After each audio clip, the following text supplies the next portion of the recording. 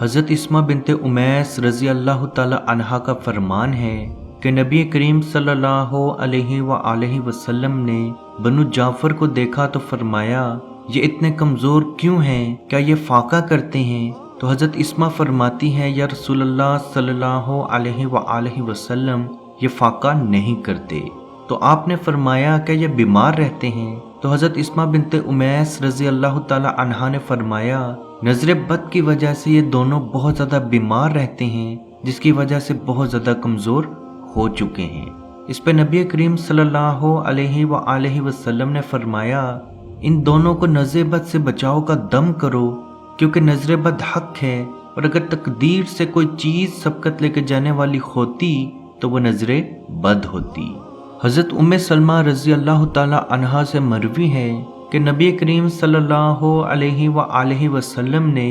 ان کے گھر میں ایک بچی کو دیکھا جس کے چہرے پہ سیاہ رنگ کے نشان آ چکے تھے۔ نبی کریم صلی اللہ علیہ وآلہ وسلم نے فرمایا اس بچی پہ نظر بد کا دم کرو، کیونکہ اس بچی پہ نظر بد کا اثر ہے۔ عزیز دوستو، روایت میں آتا ہے کہ اس بچی کے اوپر کسی بھی انسان کی نظر بد کا اثر نہیں تھا،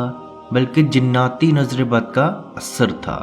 یاد رکھیں عزیز دوستو، ان روایات سے یہ چیز صاف صاف ظاہر ہے کہ نظر بد کی وجہ سے بچے کمزور اور بیمار ہو سکتے ہیں، اور نظر بد کی وجہ سے کوئی خوبصورت بچہ یا بچی بدصورت ہو سکتے ہیں۔ اسی لیے نبی کریم صلی اللہ علیہ وآلہ وسلم نے فرمایا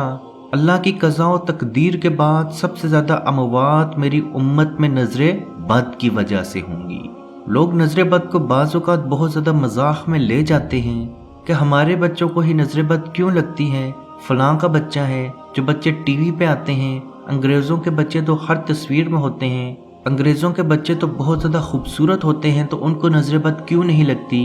یا ان ٹی وی سٹارز کے بچوں کو نظر بد کیوں نہیں لگتی، اور اسی طرح سے مذاق میں اس چیز کو ٹال دیتے ہیں۔ یاد رکھیں بیماری حق ہے، اسی طرح سے نظر بد بھی حق ہے۔ اب کیسے معلوم ہوگا کہ آپ کے بچے پہ نظر بد کی وجہ سے بیماری ہے یا کوئی میڈیکلی بیماری ہے؟ تو یاد رکھیں جب بھی بچے کی رپورٹ کلیئر ہو، ڈاکٹر کی نظر میں آپ کا بچہ بالکل ٹھیک ہو، یا ڈاکٹر کی دوائی دینے کے باوجود بھی آپ کا بچہ ٹھیک نہ ہو رہا ہو، تو آپ یہ عمل ضرور کریں، انشاءاللہ اللہ پاک کے حکم سے آپ کے بچے کو شفا ضرور ملے گی۔ نبی کریم صلی اللہ علیہ وآلہ وسلم اپنے دونوں نواسے حضرت امام حسن رضی اللہ تعالی عنہ اور حضرت امام حسین رضی اللہ تعالی عنہ کو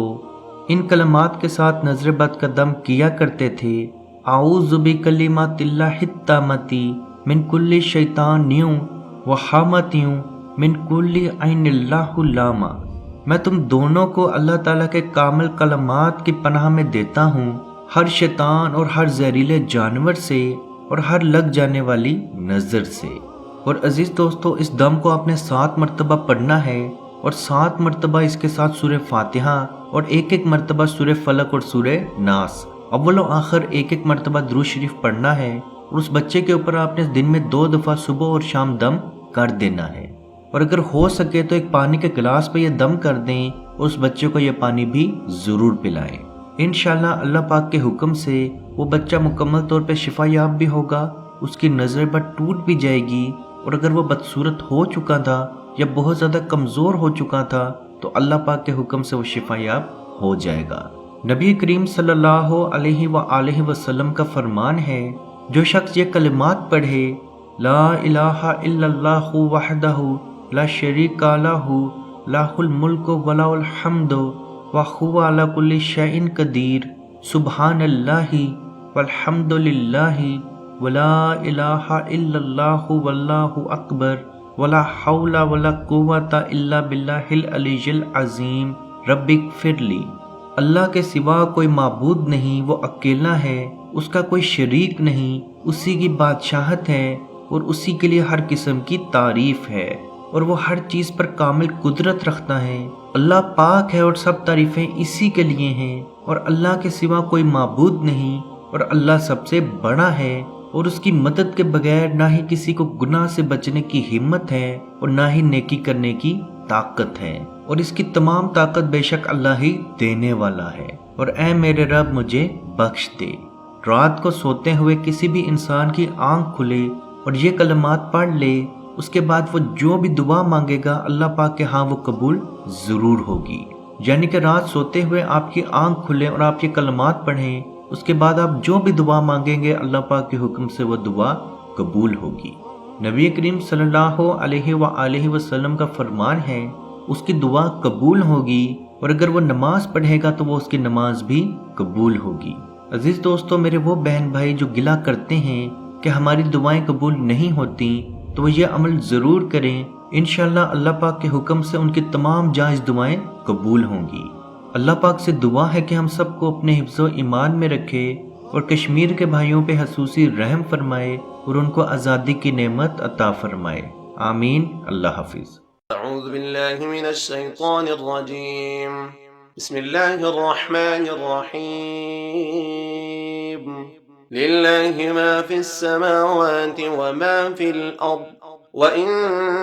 تُبْدُوا مَا فِي أَنفُسِكُمْ أَوْ تُخْفُوهُ يُحَاسِبْكُم بِهِ اللَّهُ فَيَغْفِرُ لِمَن يَشَاءُ وَيُعَذِّبُ مَن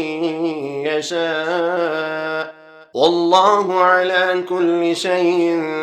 قَدِيرٌ۔ آمن الرسول بما أنزل إليه من ربه والمؤمنون كل آمن بالله وملائكته وكتبه ورسله لا نفرق بين أحد من رسله وقالوا سمعنا وأطعنا غفرانك ربنا وإليك المصير۔ لا يكلف الله نفسا إلا وسعها، لها ما كسبت وعليها ما اكتسبت، ربنا لا تؤاخذنا إن نسينا أو أخطأنا، ربنا ولا تحمل علينا إصرا كما حملته على الذين من قبلنا، ربنا ولا تحملنا ما لا طاقة لنا به، واعف عنا واغفر لنا وارحمنا،